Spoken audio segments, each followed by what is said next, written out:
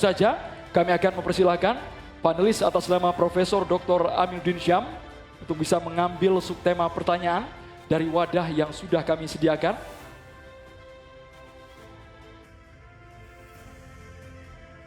Kami mohon untuk dibuka dan diperlihatkan kepada calon presiden dan ke kami, moderator.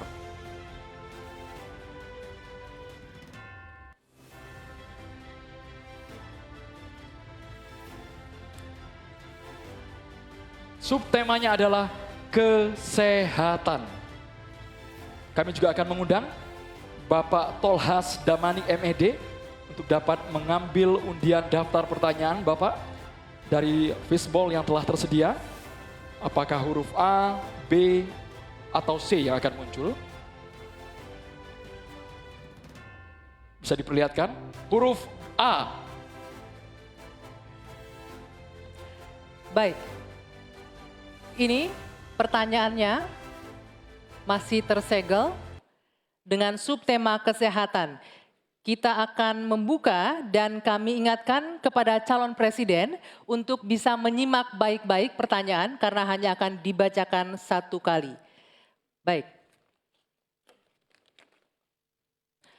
Pertanyaan untuk calon presiden nomor urut 3, Bapak Ganjar Pranowo. World Population Prospect tahun 2022 menunjukkan angka harapan hidup manusia Indonesia berada di urutan 10 dari 11 negara ASEAN. Salah satu penyebabnya, kebijakan program dan anggaran kesehatan lebih berorientasi pada aspek kuratif daripada promotif dan preventif. Pertanyaannya, bagaimana strategi paslon untuk memprioritaskan anggaran dan program promotif preventif? Silakan waktu Anda 2 menit menjawab, dimulai ketika berbicara. Terima kasih.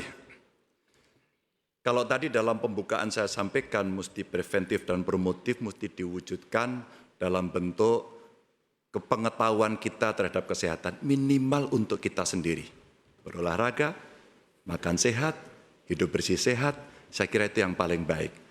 Maka pada tahap berikutnya barulah kemudian kita memberikan fasilitas kesehatan sampai ke desa-desa seperti tadi saya sampaikan, 1 desa, 1 vaskes, 1 nakes. Hanya memang ketika undang-undang sebelumnya mengatur bahwa ada persentase dari anggaran untuk kesehatan mesti diberikan, terpotong kemarin. Rasanya ini mesti dikembalikan.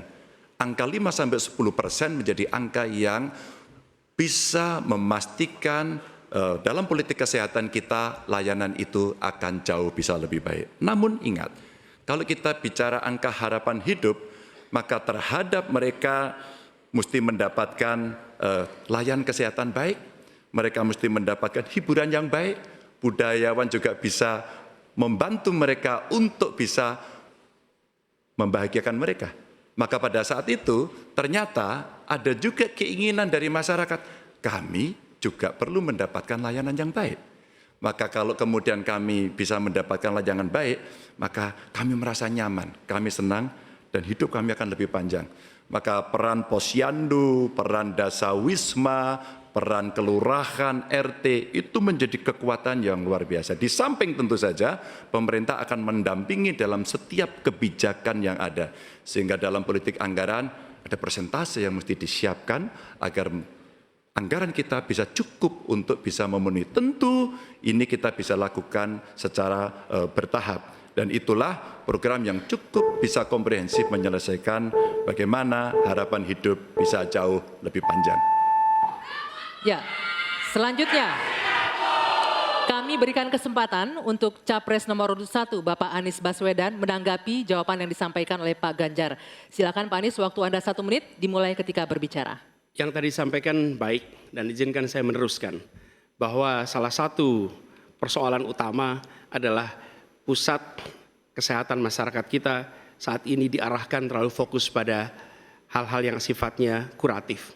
Lalu urusan kesehatan seakan menjadi urusan Kementerian Kesehatan dan Dinas Kesehatan saja.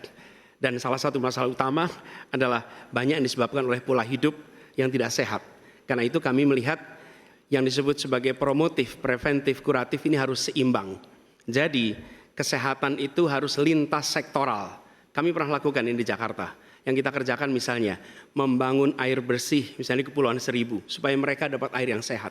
Yang kedua membangun taman-taman, membangun jalur sepeda, kemudian membangun trotoar, membuat orang berjalan kaki, festival olahraga. Jadi unsurnya adalah lintas sektoral supaya dana itu bukan hanya pada dinas kesehatan tapi pada semua bidang yang terkait dengan preventif promotif. Ya. Berikutnya kami persilakan Capres nomor urut 2 Bapak Prabowo Subianto untuk menanggapi jawaban dari Pak Ganjar. Silakan Pak Prabowo, waktunya 1 menit. Jadi saya lebih ke arah solutif langsung dan cepat. Masalah kesehatan di Indonesia adalah kurangnya dokter. Kita kurang 140.000 dokter. Itu utama. Bayangkan kalau ada yang kena stroke atau serangan jantung, 2 sebab yang paling besar kematian di beberapa kabupaten tidak ada spesialis jantung atau spesialis stroke. 2, tidak ada perlengkapan yang memadai. CT scan, PET scan, jarang ada di kabupaten. Ini harus kita atasi dan ini bisa kita atasi. Jadi solutifnya demikian. Dan yang paling penting dalam preventif adalah makan bergizi untuk anak-anak dan ibu-ibu yang melahirkan. Makan bergizi ini meningkatkan daya tahan, imunitas, mencegah penyakit.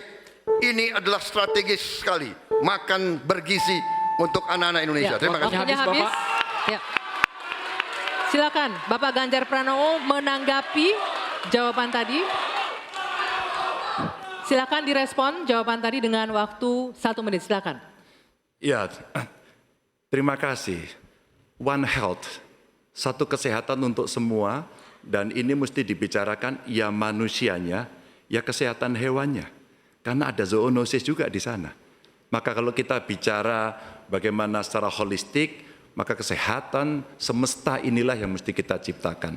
Saya masih berprinsip pada preventif promotif itu jauh lebih baik.